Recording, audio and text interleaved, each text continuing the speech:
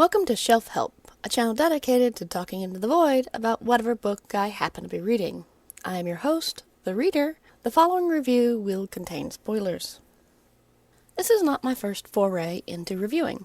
Once I worked for a little site called You Gotta Read Reviews. We did mostly ebooks, but towards the end of my tenure we started also getting physical books as well. I probably would have stayed longer, but life called me away for a while. This is actually the first physical book I received for review, and I am reading from the uncorrected reviewer copy. I loved this book. Loved it. And I was curious if it held up to time. Before I get into the review proper, there's a little to unpack. There are three main races: the Eldarina, the Vale, and the Arene.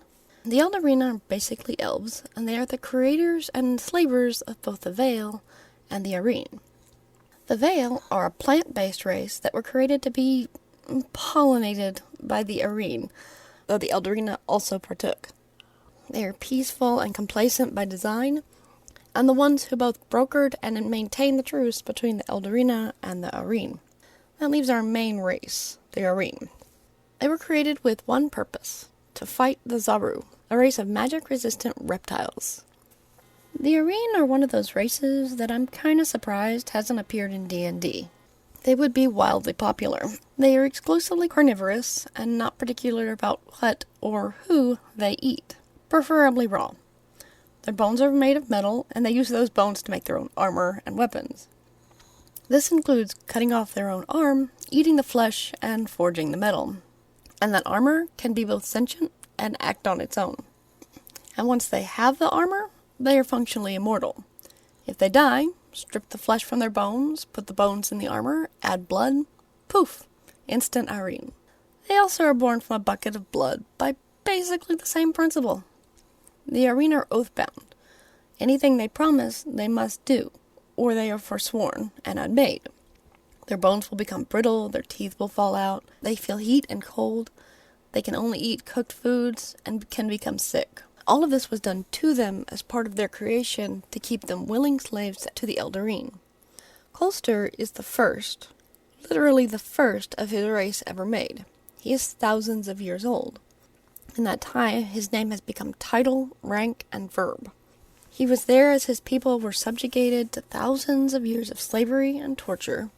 He was there when the Eldarina used them in gladiatorial battles, forcing him to fight and kill his own people, including his own children. He is the reason they are free. But being first means he carries the fate of his people, and his own oath may doom them all.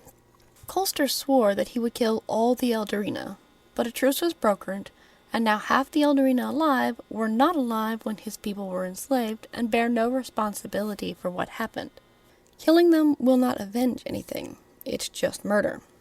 But he swore an oath one his entire people are bound by, or will be forsworn.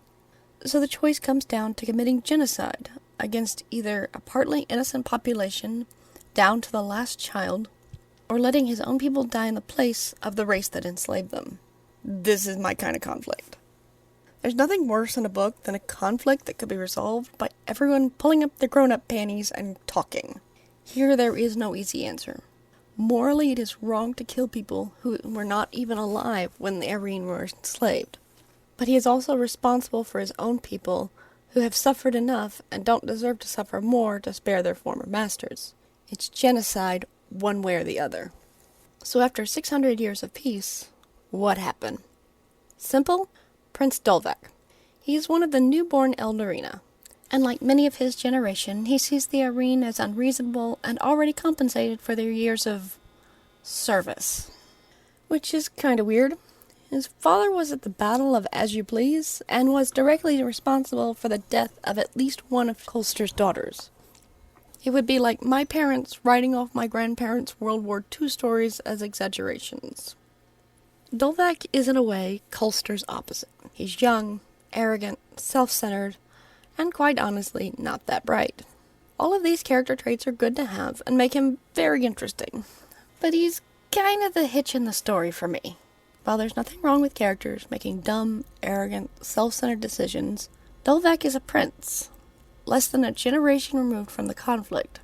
His father participated in the cruelties and the following war. It's not like millennia have passed and no one's seen a Arene in all that time. Dolvek has been charged with the fate and the future of his people. It should have been made absolutely clear to him from a very young age just how important it is to keep peace with the Arene. But Dolvek decides that 600 years of freedom is plenty repayment and breaks the truce. He does not intend to, he just doesn't see the harm in breaking into the old barracks and taking the war suits for a museum. As I said previously, the war suits are sentient and connected to their makers, so Colster sees everything. This is the event that puts Colster in the position to decide the fate of his people. While this is going on, we also have a B-plot concerning the gods. As with all such stories, there's infighting and the gods playing games with the lives of mortals. But this has led to the web of destiny tearing apart. And the side effect of messing with the web is the loss of the ability to see the damage that they do. It is also slowly robbing them of the ability to hold a humanoid form. The only god fighting against this backslide is Torgrim, the Harvester, a grim reaper of sorts.